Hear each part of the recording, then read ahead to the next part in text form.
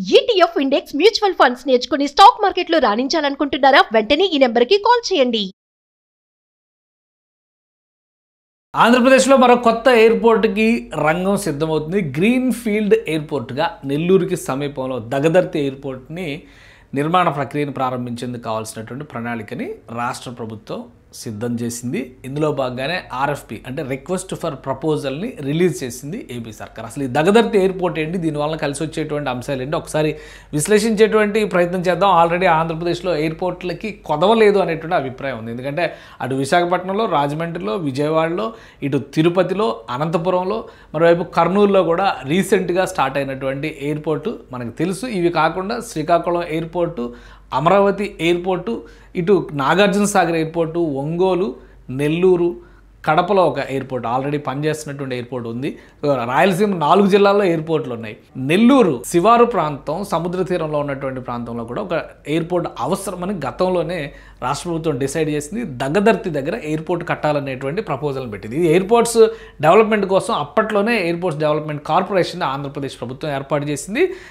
ఆ ఊపుతోనే ఓర్వకలులో కర్నూలు జిల్లాలో ఎయిర్పోర్ట్ని స్టార్ట్ చేశారు, ప్రారంభించారు.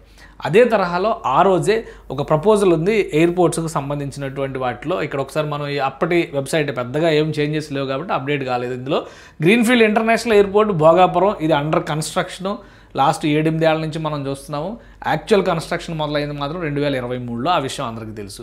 So greenfield airport Dagadarthi Nellore జిల్లాకి సంబంధించి ఇది అప్పట్లోనే పెట్టారు. తర్వాత గ్రీన్ఫీల్డ్ ప్రాజెక్ట్స్ అని కొన్ని అంచనాలు పెట్టారు. ఇక కర్నూలు ఓర్వకల్లో ఇది ఓపెన్ అయిపోయింది ఈ ఎయిర్పోర్టు.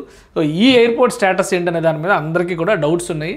అది ఇంతవరకు క్లారిటీ రాలేదు. దగదర్తి ఎయిర్పోర్ట్కి ఉన్నటువంటి స్పెషాలిటీస్ ఒకసారి చూస్తే కనుక ఆ రోజే గవర్నమెంట్ చెప్పింది, శ్రీ పొట్టి శ్రీరాములు నెల్లూరు జిల్లాలో fastest growing districts of our state అని చెప్పి the proposed airport site is located about 30 kilometres north of Nellore సిటీకి 30 కిలోమీటర్ల దూరంలో ఉంటుంది. ఎక్కడైనా ఎయిర్పోర్ట్లో 20-30 కిలోమీటర్ల దూరంలో కడతారు, ఎందుకంటే సిటీ ఎక్స్పాన్షన్కి స్కోప్ ఉంటుంది అనేటువంటి ఉద్దేశంతో. అదే ఉద్దేశంతో అక్కడ it is situated on west side of Guntur Chennai highway, అంటే నేషనల్ హైవే 16కి పశ్చిమ భాగంలో ఉన్నటువంటిది.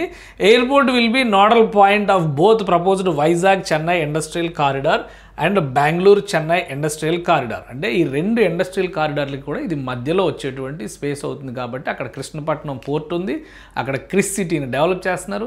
మరోవైపు కొంత సమీపంలో చూస్తే శ్రీ సిటీ కనిపిస్తుంది.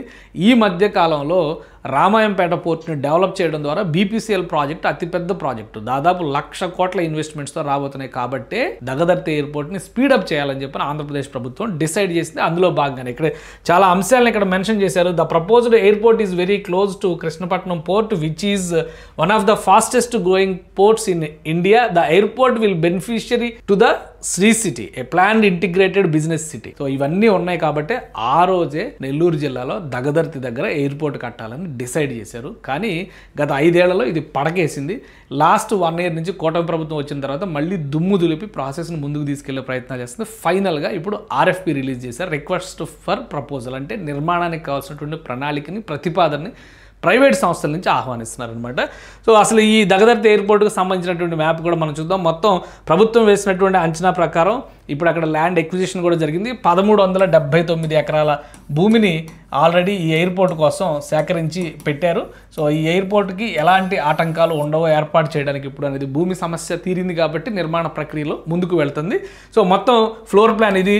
ఎయిర్పోర్టు నెల్లూరుకి 30 కిలోమీటర్ల దూరంలో వచ్చేటువంటి ఎయిర్పోర్టు దగదర్తి ప్లాన్ ఇది. అటుపక్క ఇటుపక్క చూస్తే దామవరం, ఇలాంటి చిన్న చిన్న ఊళ్ళు ఉన్నాయి. ఇది పూర్తి స్థాయిలో డెవలప్ అయితే కనుక కోస్టల్ బెల్ట్లో, ముఖ్యంగా ఇక్కడ కోస్టల్ పాయింట్ ఈ ఏరియాలో వస్తే కనుక దీన్ని కోస్టల్గా కనిపించేటువంటి స్కోప్ చాలా దగ్గరగా కనిపిస్తుంది అనేటువంటి అభిప్రాయం ఉంది. ఇక్కడ వరకు ఈ కావలి వరకు మనం చూస్తే ఈ జోన్ అంతా కూడా ఎయిర్పోర్ట్ కనెక్టివిటీకి దగ్గరగా ఉండేటువంటి స్కోప్ ఉన్నటువంటి ప్రాంతంగా చూడాల్సి ఉంటుంది. సో అందుకనే దీని ప్రపోజల్ని ఆర్ఎఫ్పిని ఇమ్మీడియట్గా మూవ్ చేసింది రాష్ట్ర ప్రభుత్వం. దీనికి సంబంధించినటువంటి ప్రతిపాదనలు సిద్ధం చేసింది. చుట్టుపక్కల ఉన్నటువంటి జాగ్రఫీ చూస్తే కూడా land proposed for airport in Damavaram దగ్గరలో వస్తుందన్నమాట ఎయిర్పోర్ట్. దగదర్తి అండ్ వెలుపోడు విలేజెస్ కింద వస్తుంది, దగదర్తి మండలంలోకి వస్తుంది కాబట్టి దగదర్తి ఎయిర్పోర్ట్ అంటున్నారు అనమాట. యాక్చువల్ ప్లేస్ చూడాలంటే దామవరం దగ్గర వస్తుందని చెప్పాల్సి ఉంటుంది, కానీ దామవరం మండలంలో ఉన్నటువంటి ప్లేస్ కాబట్టి ఇది NH-16 ఇటువైపు ఉంది, వెస్ట్ సైడ్ వస్తుందని చెప్పారు. NH-16కి వెస్ట్ సైడ్ వస్తుంది ఎయిర్పోర్ట్ అని చెప్పారు. సో ఒకవైపు కాలువ, ఇంకోవైపు హిల్ ఏరియా ఉంది.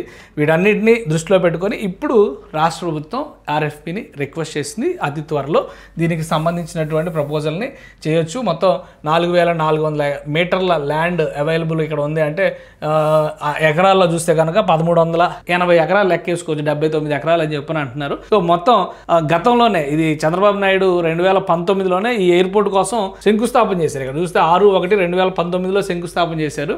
6/1 అంటే 6వ తేదీ 1వ మాసం జనవరి నెల. మార్చి తర్వాత ఎలక్షన్స్ జరిగింది, అప్పుడు గవర్నమెంట్ పడిపోయింది. అలా శిలాపలకం మాత్రమే మిగిలింది, ఇంకా అది కూడా పీకేలేదు. కాబట్టి ఇంకా ఎయిర్పోర్ట్ సజీవంగా ఉంది అనేటువంటి ఆలోచన ఉంది. కూటమి ప్రభుత్వం గెలిచిన తర్వాత ఈ ప్రాంతాన్ని 3 సార్లు ఎయిర్పోర్ట్స్ అథారిటీ అధికారులు సందర్శించారు. అలానే ప్రస్తుతం ఉన్నటువంటి ల్యాండ్ ఎక్విజిషన్, ప్రస్తుతం ఉన్నటువంటి రిక్వైర్మెంట్స్ కు తగ్గట్టుగా ఎయిర్పోర్ట్ కావాల్సినటువంటి భూముల సేకరణ, వీటన్నిటిపైన దృష్టి పెట్టారు. ఫ్యూచర్ ఎక్స్పాన్షన్స్ కి సంబంధించినటువంటి అంశాలను కూడా దృష్టిలో పెట్టుకుని ఒక ఎయిర్పోర్ట్ మాత్రమే కాకుండా కమర్షియల్ ఎక్స్పాన్షన్ కి అవకాశం ఉండేటువంటి కాంప్లెక్స్ల నిర్మాణానికి కూడా భూసేకరణ జరిగిపోయింది. కాబట్టి ఫ్యూచర్లో నెల్లూరు జిల్లా ఒక 25 నుంచి 50 ఏళ్ల వరకు అభివృద్ధిని కనుక అంచనా వేసి చూస్తే కనుక దగదర్తి ఎయిర్పోర్ట్ అక్కడి నుంచి బెస్ట్ సర్వీస్ ప్రొవైడర్గా మారేటువంటి అవకాశం ఉంటుంది. BPCL లాంటి భారీ కర్మాగారాలు వస్తున్నటువంటి నేపథ్యంలో ఈ పనిని మరింత వేగవంతం చేయాలని ఆంధ్రప్రదేశ్ ప్రభుత్వం భావిస్తుంది. సో రాబోయే రోజుల్లో అంటే ఒక మొత్తం మీద ప్రాసెస్ కంప్లీట్ అయింది కాబట్టి నిర్మాణ ప్రక్రియ కనుక ముందుకు వెళితే 3 నుంచి 4 సంవత్సరాల్లో నెల్లూరు నుంచి విమానం ఎగిరేటువంటి ఛాన్సెస్ కనిపిస్తున్నాయి. సుమన్ టీవీలో మీ పర్సనల్ అండ్ బిజినెస్ ప్రమోషన్స్ కోసం కింది నెంబర్కి కాంటాక్ట్ చేయండి.